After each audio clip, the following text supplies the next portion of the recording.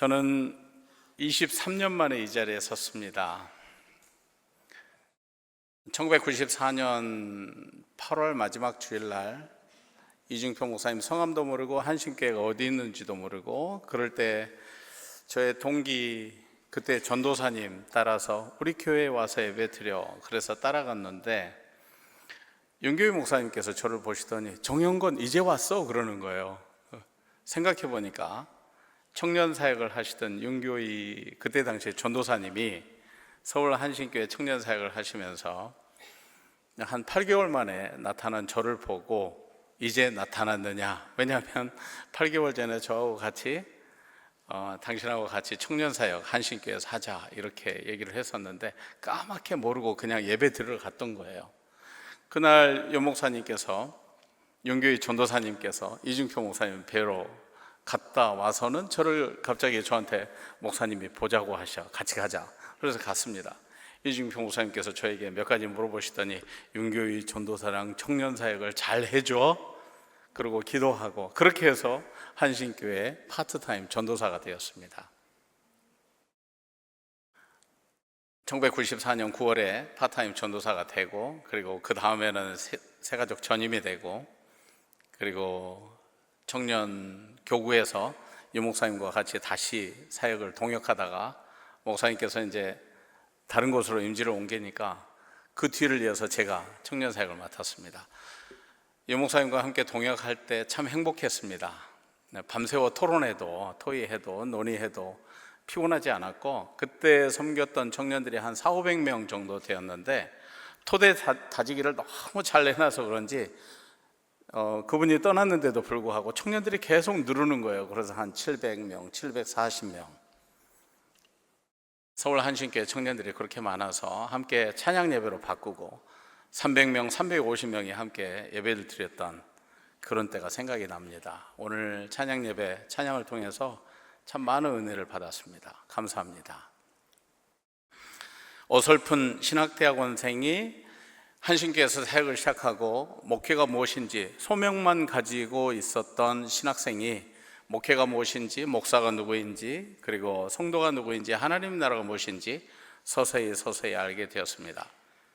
이중평 목사님 방에 언제나 목양일념이라고 하는 큰 액자가 있었는데 그 액자가 처음에는 글자였지만 시간이 지나가면서 그 목양일념 속에 담겨져 있는 목사님의 삶, 열정, 그리고 고백, 그리고 목회, 목양, 성도들을 사랑하는 정말 그 애절한 마음을 배웠습니다. 감히 따라갈 수가 없죠. 그러나 배울 수 있었습니다. 그리고 나서 이제 한신교회가 개척했던 19년 전에 개척했던 뉴욕 한신교회로 파송을 받아서 떠나고, 그래서 미국 선교사로 파송을 받아서 그로부터 23년이 흘렀습니다. 파송받아 떠나던 마지막 주일이 2002년도 9월 15일이었는데 그날 목사님께서 서울 성전에서, 그리고 이 분당 성전에서 말씀을 전하도록 허락해 주셨어요. 그렇게 말씀해 주셨어요. 그래서 제가 그때 전했던 말씀이 기억납니다. 창세기 12장 1절에서 3절까지 하나님이 인도하시는 길이라고 하는 주제로 함께 말씀 나눴었는데 아마 다 잊어버리셨을 거예요. 그렇죠?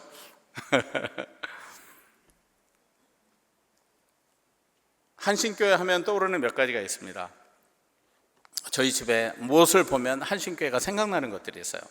첫째는 갈라디아서 2장 20절의 액자, 그 다음에 두 번째는 창세기 49장에 나와 있는 그 말씀의 액자, 그리고 찬양대에서 제가 받았었던 시계가 하나 있는데 아주 빨갛고 정열적입니다. 그런데 그 시계가 아직도 저희 집에서 째깍 23년이 흘렀는데도 그거 돌아가고 있어요. 그리고 또 하나, 저는 이 자리를 보니까 생각난 게 있어요. 저희 둘째 딸 진아가 여기에서 유아세를 받았습니다. 그리고 제가 날마다 보는 사람이 있는데 그 사람을 보면 한신교회가 생각날 때가 많아요. 제 아내입니다. 왜냐하면 한신교회 청년부였으니까. 저 뒷자리에 있는데요. 여러분에게 있어서 믿음의 흔적을 보여주는, 과거의 믿음의 흔적을 보여주는 그 어떤 something은 무엇인가요? 과거에 하나님을 만나게 해주셨던 그것은 무엇입니까? 그때 그 시에 무엇인가 나의 삶에 임팩트를 만들어줬고 나를 살려주었으며 그리고 나에게 감동을 주었었던, 그리고 새로운 믿음의 결단을 할 수 있도록 해주었던 바로 그 something이 여러분에게는 무엇이 있습니까? 여호수아는 요단강을 건넜을 때 12개의 돌을 취했습니다. 12개의 지파가 하나씩 취하도록 했어요. 그래가지고 돌담을 쌓았습니다. 지금은 없어졌습니다. 그런데 그때 당시에 후대들이 보았을 때는, 그렇지, 하나님께서 요단강을 가르셨던 그 역사가 있었던 현장이 바로 이것이야. 믿음이란 무엇인가요? 바라는 것들의 실상, 보지 못하는 것들의 증거. 다시 말하면 invisible, 지금 눈에 보이지 않는데 과거에 어떤 something이 있었어요. 역사가 있었어요. 하나님이 일으키셨던 놀라운 기적이 있었어요. 그런데 그것이 내 안에서 지금 믿어져요. 그 하나님이 나와 함께 하셔요. 그 하나님은 살아계셔요. 2000년 전에 같이 하셨던 하나님, 그리고 출애굽기 때에도 같이 하셨던 그 하나님이 지금 살아있다고 믿는 그것이 우리에게 믿음이 아닌가요?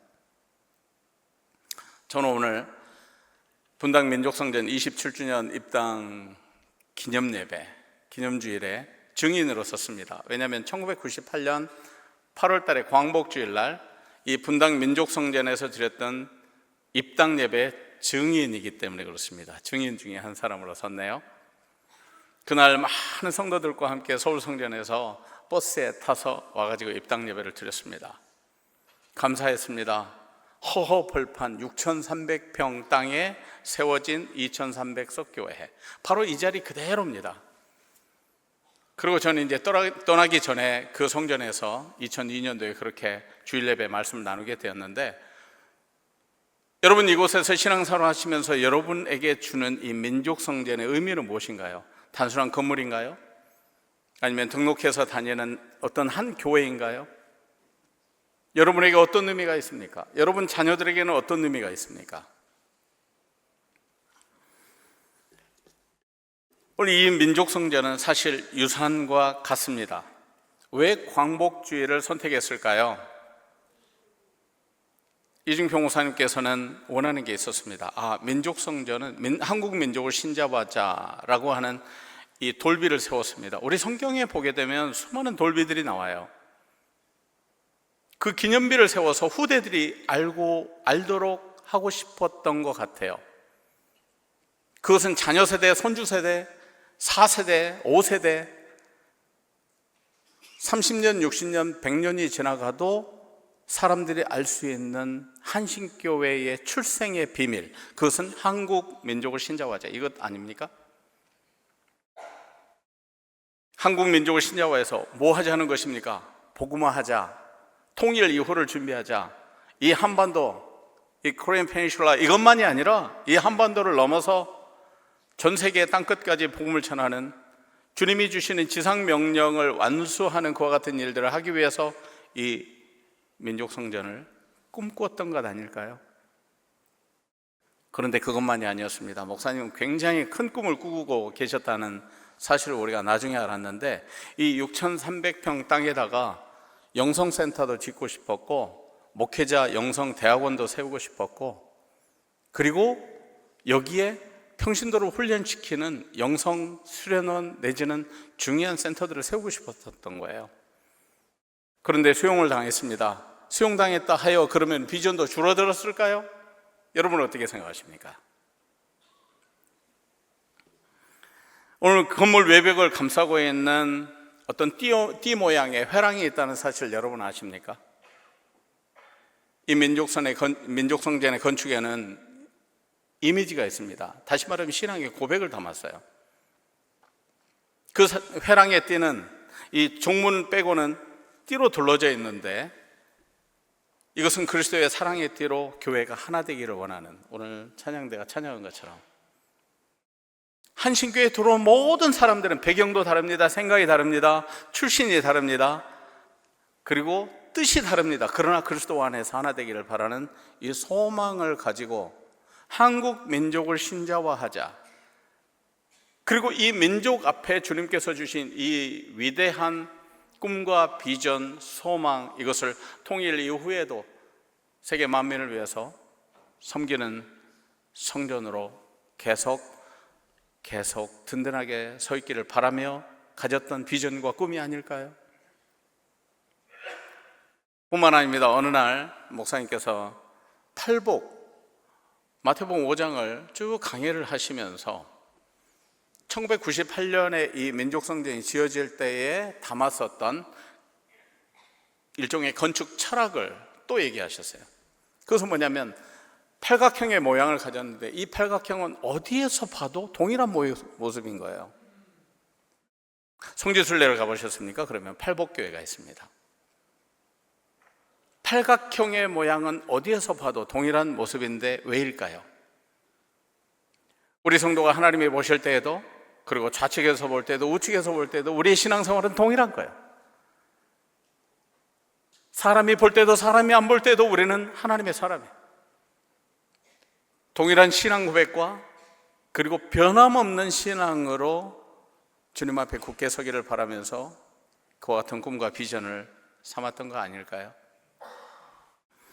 이 민족 성전은 단순한 교회 건물이 아니었습니다. 예수님을 모르던 사람들이 함께 주 안에서 형제가 됩니다. 하나님의 백성이 됩니다. 그리스도의 제자가 됩니다. 그리고 복음을 깨달은 사람들은 내가 견딜 수 없다, 주님을 전해야 되겠다. 그래서 다른 사람들에게, 또 다른 사람에게 복음을 전하는 그리스도의 작은 사도가 됩니다. 뿐만 아닙니다. 성령께서 내주하시는 성령의 전이 됩니다. 그래서 주님의 몸된 교회를 이룹니다. 어떻게? 예수 그리스도의 피값으로 사셨다는 이 놀라운 사실을 고백할 때 찬양대가 고백한 것처럼, 찬양한 것처럼 주님의 몸된 교회는 그렇게 그리스도의 피값으로 세워진 것입니다. 사랑하는 여러분들이 이 자리에서 함께 신앙생활하며, 그리고 이곳에서 민족 성전에서 하나님을 예배하는 이 놀라운 축복이 여러분에게 있다는 사실을 여러분 자부심을 갖고 확신하시기를 주의 이름으로 축원합니다.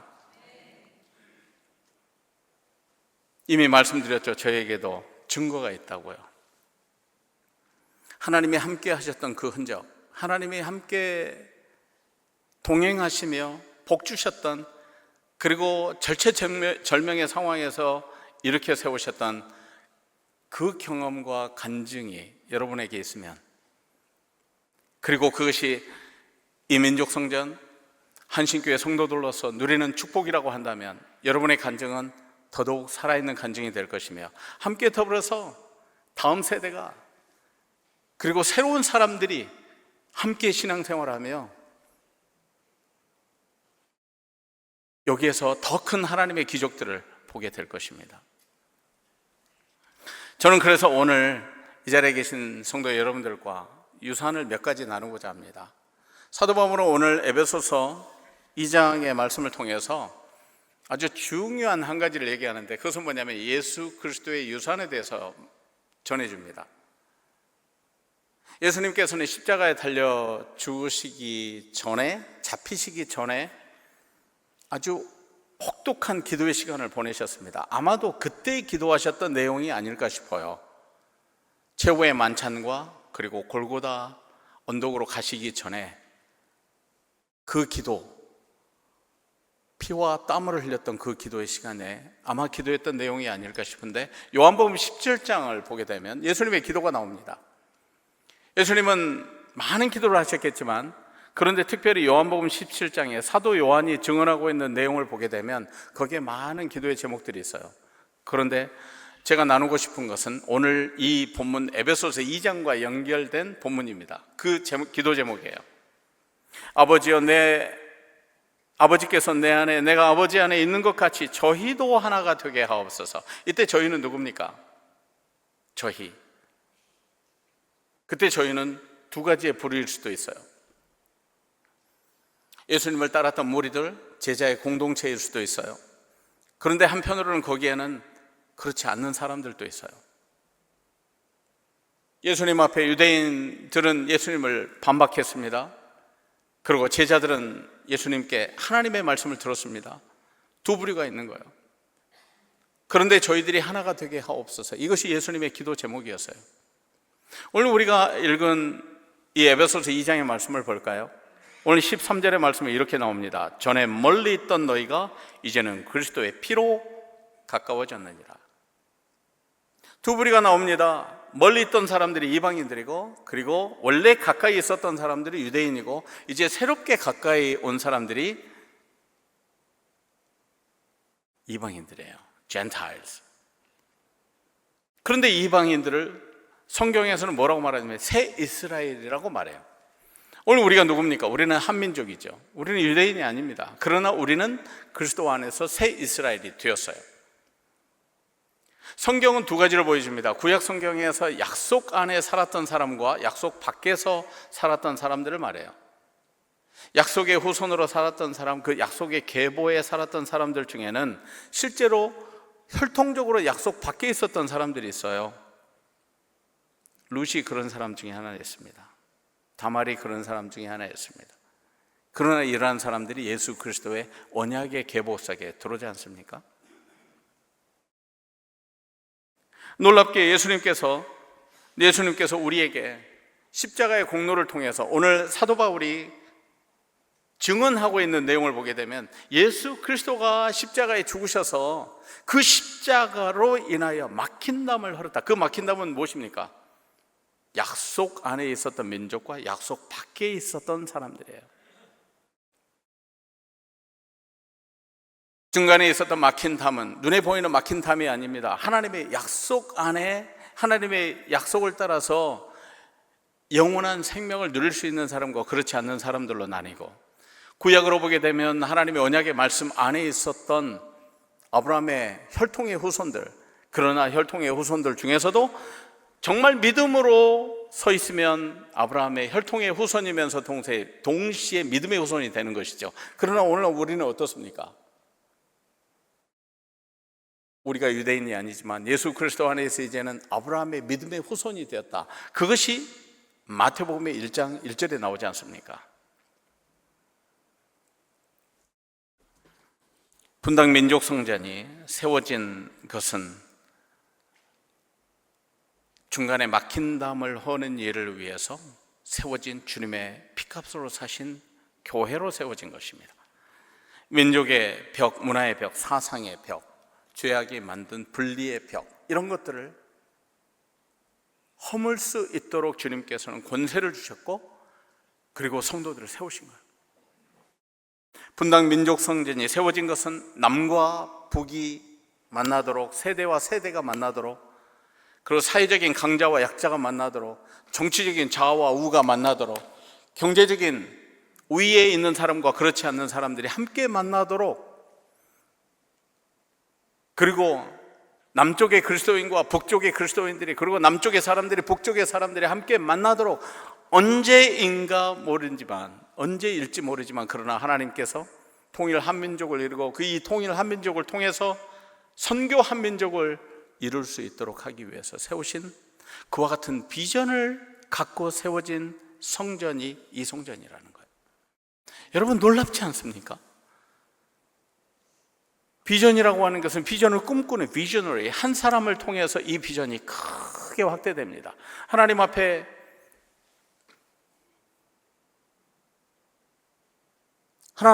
과거의 선지자들은 그와 같은 비전을 통해서 선포했습니다. 그리고 따르던 이스라엘 무리들이 함께 더불어서 그 믿음의 공동체가 되었습니다. 오늘 한신교회에서 신앙생활하는 분과 세가적으로 새로 들어온 이들이 함께 더불어서 주님의 몸된 교회를 이루어서 든든하게 세워져 가는 교회가 된다. 얼마나 아름답습니까? 이것이 예수님의 유산이고 2000년 동안 변하지 않았었던 교회의 영감입니다.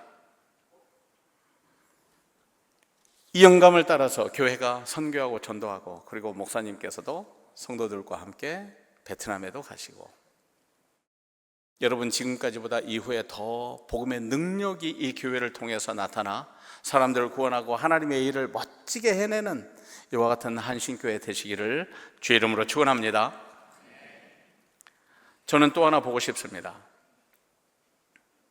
오늘 이 막힌 담을 허셨던 예수 그리스도의 사역을 통해서 저는 이 말씀을 준비하면서 한 가지 영감이 떠올랐습니다. 그것은 두 한신교회에 대한 비전입니다. 여러분, 이 한신교회가 개척되어서 세워졌습니까? 그렇지 않습니다. 분당 한신교회는 개척된 교회가 아니에요. 그렇기 때문에 여러분의 교회의 역사는 27년이 아니고 1977년부터 시작하는 것입니다. 1977년 이중평 목사님이 잠원동의 그 어린이 놀이터에서 시작됐었던 그때로부터 여러분의 교회 역사는 시작되는 거예요. 그리고 1998년에 8월 달에 민족 성전이 건축되었고, 이후에 2005년에 이중평 목사님이 소천하신 다음에 교회가 분립되었는데, 그렇다면 여러분의 출생의 근원지는 어디입니까? 2005년인가요? 저는 그렇게 보지 않습니다. 여러분의 영적인 출처는 1977년이에요. 왜냐하면 여러분의 창립 이념이 똑같습니다. 한국 민족을 신자화하자. 이미 고인이 되신 그 목사님이 꿈꿨던 교회 미래, 변함없이 다음 세대 또 다른 세대가 계속되더라도 이 비전은 계속돼야 된다고 생각하셨고, 그리고 이후에 떠나셔서 두 교회로 분립됐지만, 그러나 변함없이 두 교회는 복음 사역을 하고 있습니다. 그렇다면 두 교회의 관계는 무엇인가요? 형제교회예요. 제가 볼 때 서울 한신교회와 분당 한신교회는 형제교회입니다.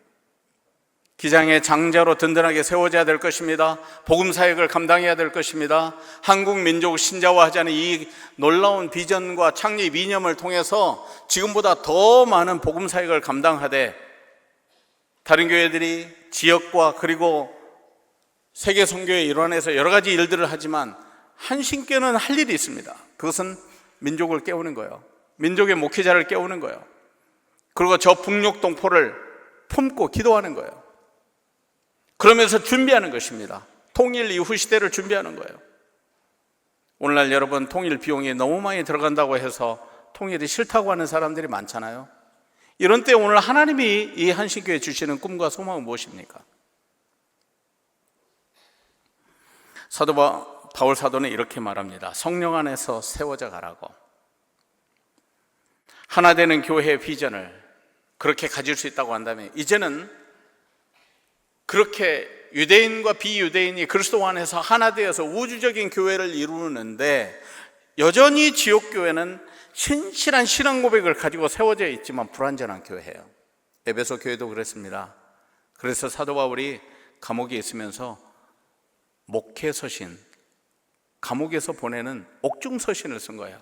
그 중에 하나가 에베소 교회입니다. 에베소 교회는 보낸 이 에베소서입니다. 얼마나 간절했을까요?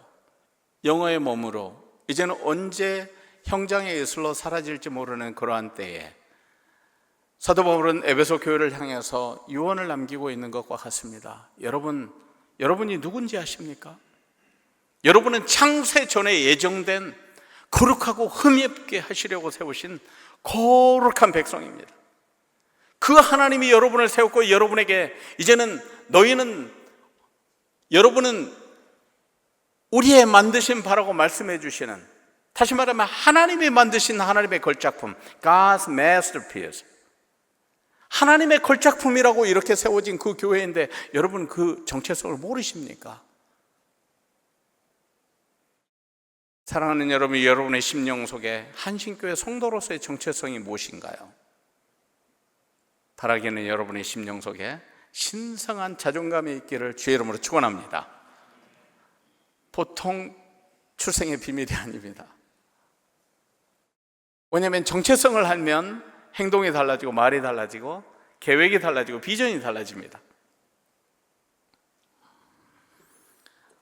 사도 바울은 이렇게 말합니다. 이제 너희는 외국인이나 나그네가 아니요 나그네가 아니다. 성도들과 동일한 시민이와 하나님의 권속이라. 여러분은 사도와 선지자들의 터 위에 세우심을 입은 자다. 사도 바울이 여기에서 말할 때 우리는 탁 떠오르는 게 있습니다. 마태복음 16장에 예수님께서 제자들을 데리고 가이사랴 빌립보로 올라갑니다. 예루살렘에서 약 30-40km 북쪽으로 올라가셨어요. 2000년대에 제가 성지순례 갔을 때 성지순례를 설명하는 그 크리스천 대학의 사람이 이렇게 설명해요. 여러분, 이곳은요 우상이 즐비했던 곳입니다. 2000년 전에 예수님이 이 땅에 제자들을 데려왔을 때 이곳에는 4가지의 신이 있었습니다. 첫째, 로마 황제의 신이 있었고, 그래서 400m나 되는 길이의 황제의 신전의 터전을 보았습니다. 두 번째는 바알 신전이 있었습니다. 고고학이 밝혀냈습니다. 그곳에서 영아를 살해해서 바쳤던 흔적을 찾았습니다.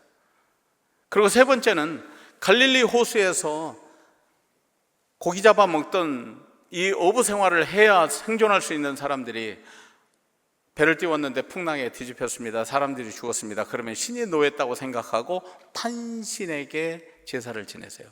인신제사. 제사장이 네 아들 내놔. 그러면 내놔야 돼요. 인신제사가 유행하던 것이 2000년 전에도 있었어요. 예수님은 그곳에 가서 제자들에게 물었습니다. 사람들이 나를 누구라 하더냐? 엘리야라 하더이다, 선지자라 하더이다. 그러면 너희들은 나를 누구라고 생각하지? 너희는 나를 누구라 하느냐? 다른 제자들이 대답을 못했어요. 베드로가 말했습니다. 주는 그리스도시요 살아계신 하나님의 아들입니다. 바요나 시모나 그것을 너에게 알게 한 이는 사람이 아니라는 거예요. 살아계신 하나님이 너에게 그것을 알게 했다. 다시 말하면 예수님께서는 베드로가 자기 이름 반석이라고 하는 이 이름 때문에 사는 것이 아니라 반석이신 그리스도 때문에 든든하게 그 신앙 고백의 터 위에 세워지기를 원했던 거예요. 사도 바울이 오늘 에베소서의 말씀을 통해서 건물에 비유한 교회를 말합니다. 성도 여러분, 지금 이 자리에 서 있는 그 교회 건물을 한번 보십시오. 나무로 지어졌습니다. 콘크리트로 지어졌습니다. 또 메탈 철로 지어졌습니다. 굉장히 특별한 소재로 화면이 지어졌네요. 이 건물을 보게 되면 모두 무생물이 죽어있는 것이 합쳐져서 교회 모양을 이루고 그리고 성전을 이뤘어요. 만약에 이 성전에서 여러분이 예배를 드리지 않고 다른 어떤 집단이 와서 하나님을 찬양하지 않고 여기서 바알 신을 섬겼다든지 금오스 신을 섬겼다든지 그러면 이곳은 성전인가요? 저희 고향교회가 미국 선교사에 의해서 1907년에 창립이 됐습니다. 그분은 딸 잃고도 미국으로 떠나지 않고 그대로 의료선교 의사요 또 목사로서 저 남도에서 선교를 계속했습니다. 그런데 그분이 세운 교회에 제가 85년 후에 초신자로 등록을 했어요. 중고등부에 등록을 해서 세례를 받았습니다. 세월이 흘러서 그분의 흔적을 이렇게 찾다가 깜짝 놀란 게 있었어요. 그분이 미국에서 의사로 충분히 잘 살 수 있고 넉넉하게 살 수 있고 떵떵거리면서 살 수 있는데 그분이 그 삶을 다 접고 이 조선 땅, 인디지너스, 미지의 조선 땅에 와가지고 저 남도에 가가지고 복음을 전한 거예요. 그러다 딸 죽었죠. 그리고 자기도 42세에 풍토병에 걸려서 죽었습니다. 그런데 교회는 남았습니다. 20개 교회가 남았어요. 그분이 세웠던 교회, 함께 동역했던 사람들과 함께 세웠던 그 교회 중에 하나인데 이 교회가 저의 고향 교회예요. 제가 신앙생활했던 교회에서 이제는 큰 창고를 빌려가지고 그것을 개조해서 교회당으로 썼습니다. 그런데 그것으로 충분하지 않았습니다. 그래서 온 성도들이 함께 기도하고 함께 섬겼던 그 목사님 비전을 함께 나누어서 이제는 새로운 땅을 사서 교회를 건축해가지고 옮겼어요. 그러면 이전에 있었던 교회 건물이 어떻게 됐을까요? 카페로 바뀌었습니다. 거기에서 마셔라 부어라 하는 장소가 되었어요. 그 교회는 성스러운 땅인가요? 함께 예배 드렸을 때에는 예배 공동체가 있어서 그곳은 거룩한 땅이었습니다. 그러나 성도들이 떠나고 난 자리에는 그 다음에는 이제 술파티가 있는 곳이 됐어요. 오늘 우리가 함께 예배 드리는 장소가 무엇입니까? 모세는 하나님 앞에 부름을 받았습니다. 호렙산에서 부름을 받았을 때 가시떨기 나무에서 불을 타오르고 있지만 가시떨기 나무는 사라지지 않았어요. 그리고 주님께서는 모세에게 말씀하셨습니다. 여호와 하나님이 모세에게 말씀할 때 뭐라고 그러셨습니까? 너의 선 곳은 거룩한 땅이니 내 신을 벗어라. 다시 말하면 그곳이 성지였습니다. 그 호렙산이 하나님을 만나는 곳이었어요. 오늘 사랑하는 성도들이 이 자리에서 하나님을 만나면 이곳이 성지입니다. 가정에서 기도하다가 주님을 만났으면 그것이 성지입니다. 저에게도 성지가 있습니다. 주님께서 저를 부르셨던 그 자리, 교회당이 아니었어요. 저희 부모님과 같이 살고 있었던 한 방이었어요. 몸부림치며 성경을 통독하며 하나님 앞에 저의 인생 미래에 무엇을 할까 물었을 때 주님께서는 저를 만나주셨어요. 그곳이 성지였습니다. 성도 여러분들이 절망과 실패와 좌절 속에 있을 때 주님을 구하면, 주님이 만나주셨다면 그곳이 성지가 되는 것입니다. 오늘 주님께서 우리에게 원하시는 것은 무엇일까요? 사도 바울은 오늘 교회를 건물로 비유했는데 이렇게 돌과 나무로 철로 지어진 그 어떤 건물이라도 그곳에서 하나님을 찬양하고 경배하면, 그리고 함께 더불어서 예수 그리스도의 핏값으로 사신 교회를 이루면 그 교회가 주님의 교회가 되는 것입니다. 이 한신교회가 주님의 교회인 것이죠. 할렐루야. 민족성전에서 함께 예배하는 예배 공동체. 그런데 우리가 하나 알아야 될 것이 있습니다. 하나님 앞에 교회는 완전한 신앙 고백을 가지고 있습니다. 오늘 사도 바울이 에베소서 2장에서 보여준 것처럼 선지자들과 사도들의 터 위에 세워졌다. 다시 말하면 신앙 고백 위에 세워진 거예요. 오늘 우리가 함께 신앙 고백을 나눴습니다. 그 신앙 고백은 완전한 고백이에요.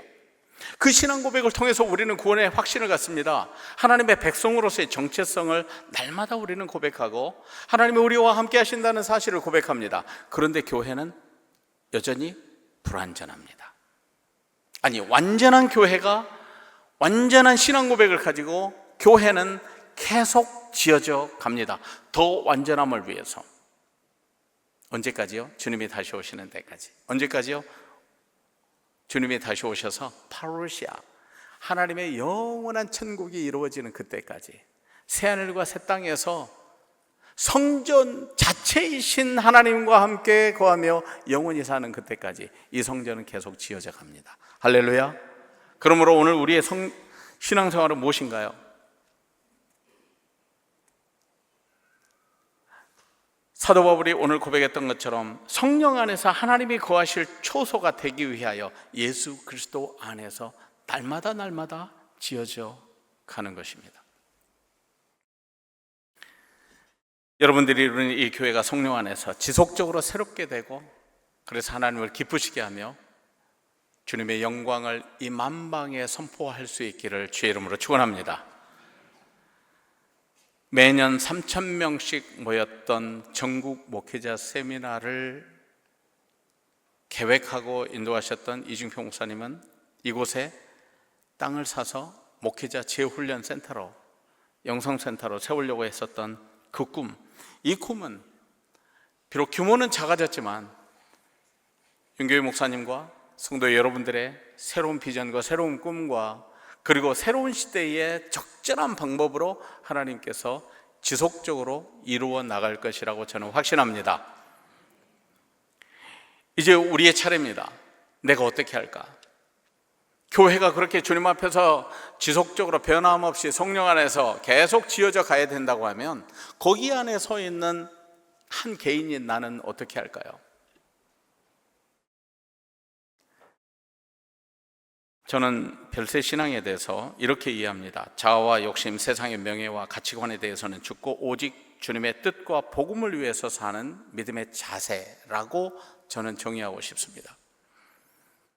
이미 말씀드린 것처럼 갈라디아서 2장 20절이 이러한 신앙의 자세를 표현한 핵심적인 것인데, 여러분들이 잘 아시겠습니다만 저는 2000년 교회사에서 십자가 신학을 표현하는 가장 한국적인 용어가 별세라고 봅니다.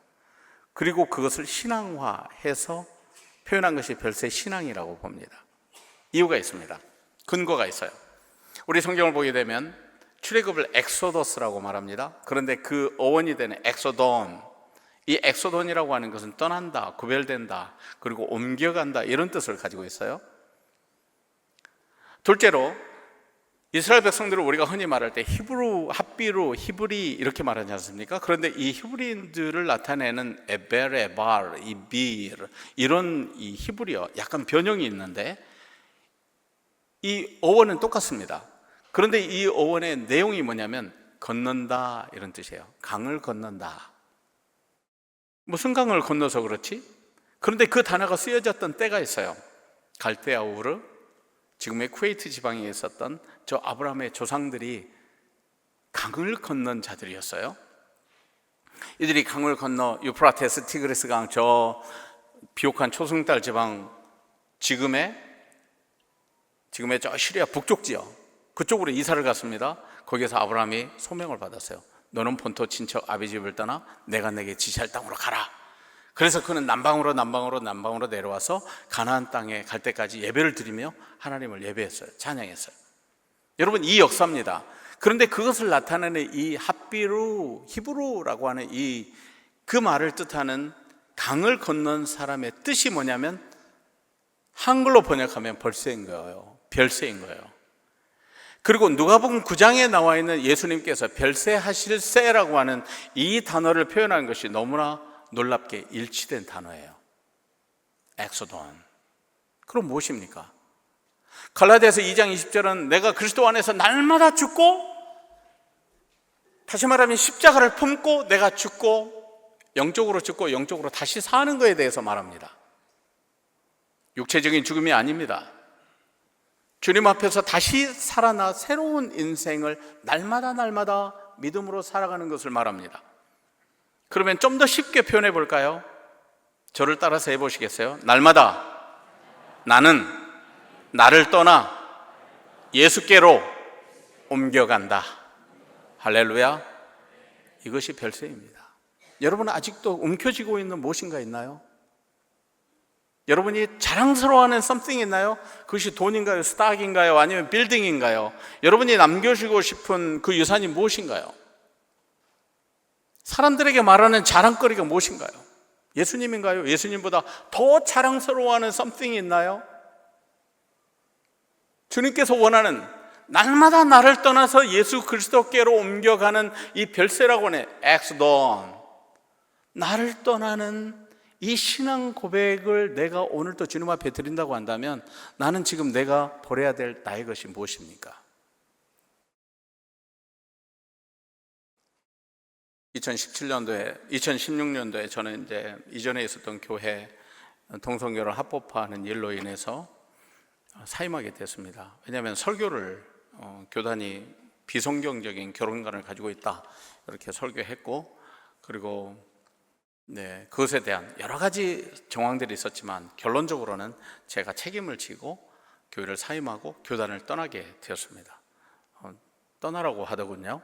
그래서 교단을 떠났어요.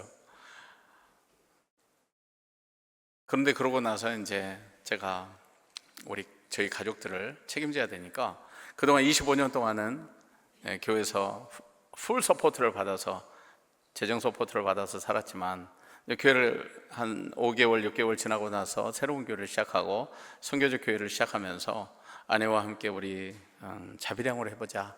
지금까지는 도움 받았으니까 이제는 우리가 교회를 섬기되 뭔가 전문적인 일을 해보자. 그래서 이제 저는 그때 당시에 임상목회 상담 전문가로서 훈련받는 기간을 2년 동안 밟았습니다. 그런데 또 가족들을 부양해야 되니까 우버 운전자가 됐어요. 여러분, 우버 운전하시는 거 뭔지 아시죠? 14시간, 16시간 일하면 어떤 때는 너무 피곤해서 저녁에 운전을 하는데 사람 태우고 가는 거예요. 사람이 타고 있으니까 피곤한데 옆에 쉴 수가 없는 것입니다. 그런데 분명히 앞에 덤프트럭이 저 앞에 있었는데 순간적으로 정신을 차리고 보니까 1m 앞에 있는 거예요. 어느 날은 또 운전대를 분명하게 똑바로 잡았는데 차가 옆으로 중앙벽을 향해서 가고 있는 거예요. 주님께서 저를 수차례 살려주셨습니다. 만약에 그때 부름받았으면 제가 이 자리에 지금 없는 것이죠. 그런데 어느 날 갑자기 숨을 못 쉬겠어요. 덜커덕 숨을 못 쉬겠어요. 마치 이 종이 한 장 이렇게 돼가지고 비닐 한 장 대서 날숨은 있는데 들숨이 없어요. 숨을 쉴 수가 없어요.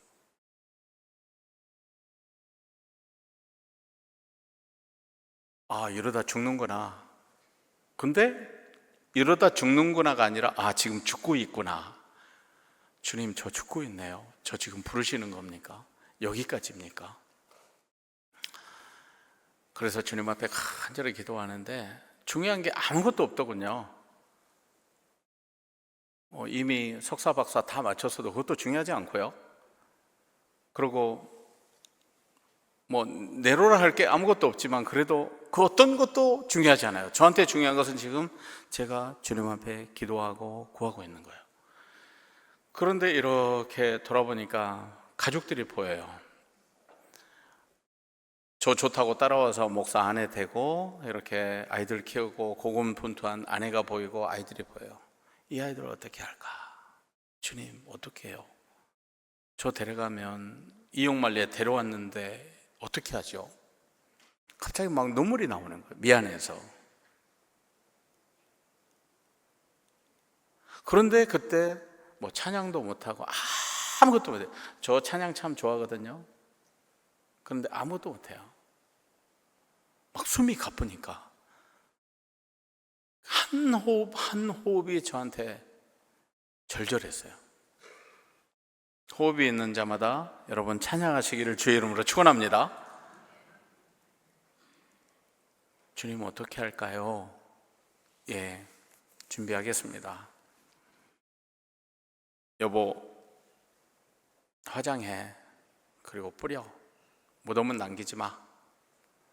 괜찮아. 무덤 없어도 주님 오시면 나 영화로운 모습으로 다시 살아날까? 성경에 이런 거 있지 않습니까? The resurrection of the body. 몸의 부활을 우리가 믿지 않습니까? 너무 믿어지는 거예요. 그래서 그렇게 담대하게 말했고요. 그런데 조금씩 살아나요. 호흡이 되어요. 그리고 하나님이 저를 봐주신 것 같아요.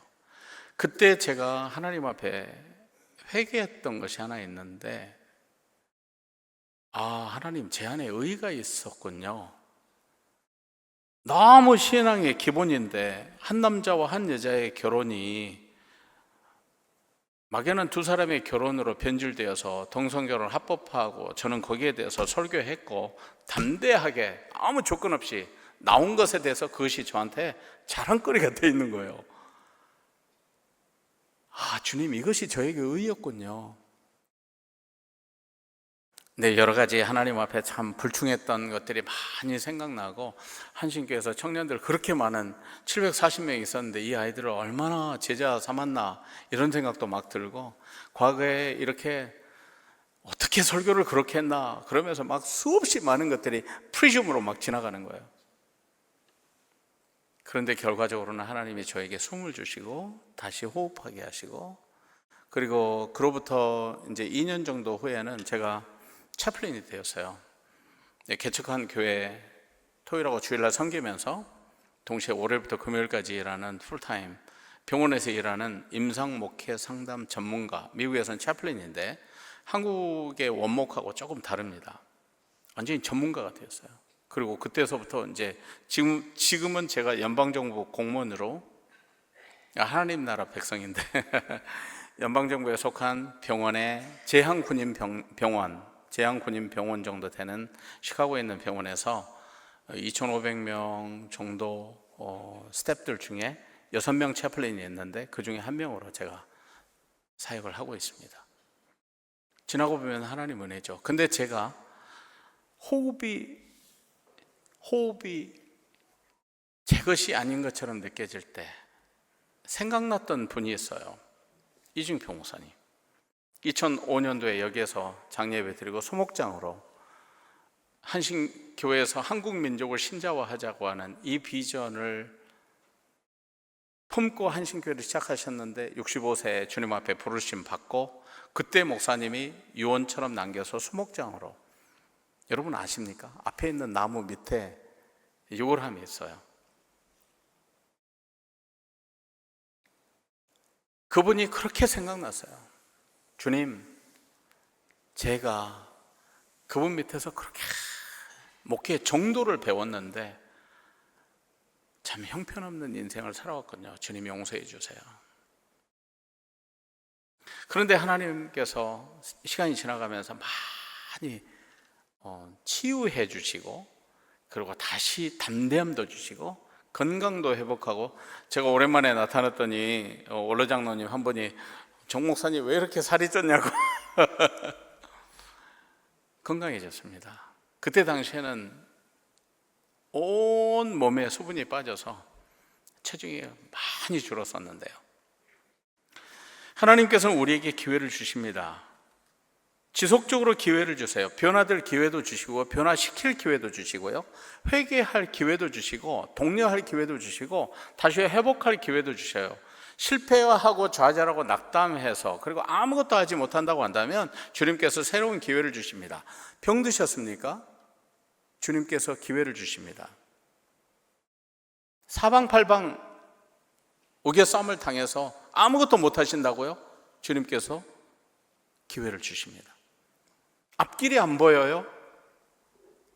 아무리 시험 봐도 안 되고 인터뷰해도 안 된다고요? 주님께서 길이 주십니다. 저 채플린 인터뷰하는 거요, 어플라이 32번 하고 2년 동안 32번 하고, 그리고 인터뷰 12번 했습니다. 안 됐어요. 그러나 지속적으로 했어요. 그리고 33번째, 예수님의 지상생활 나이인 33번째 인터뷰를 했는데 풀타임이 됐습니다.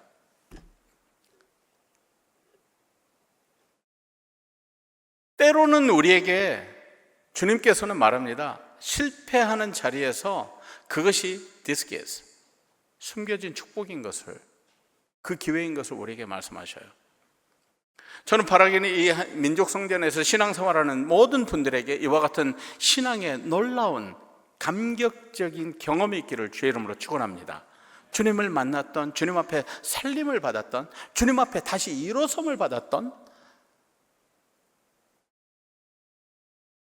그리고 비록 연약하지만 그때 주님을 만났었던 그 고백이 다른 사람들에게 감동이 되고, 그리고 다른 사람의 삶을 변화시키고, 벼랑 끝에 서서 떨어지려고 하는 사람들에게 다시 하늘을 바라보고 주님께 돌아올 수 있는 새로운 삶을 살 수 있도록 격려하는 이와 같은 도전의 삶이 되시기를 주의 이름으로 축원합니다. 1977년 이후에 이 민족성전이 걸어왔었던, 그리고 1998년 민족성전이 헌당되어지고 걸어왔었던 지난 역사, 그리고 이윤재 목사님과 이제는 윤교희 목사님 통해서 여러분이 은혜를 받고 함께 이뤄가는 주님의 피값으로 사신 교회, 여러분의 미래가 어떠할 것 같습니까? 새로운 비전을 꿈꾸고, 그리고 하나님 앞에 주님께서 하나 되라 하시며, 그리고 성령 안에서, 예수 그리스도 안에서 지속적으로 완전한 교회를 향해서 지속적으로 새롭게 지어져 가기를 바라는 이 예수님의 꿈이, 사도 바울의 꿈이 성도 여러분의 삶의 자리에서 성취되기를, 그리고 하나님께 영광스러운 성도요, 멋진 교회, 주님을 증명해내는, 살아계신 주님을 증명해내는 한신교회 되시기를 주의 이름으로 축원합니다. 아멘.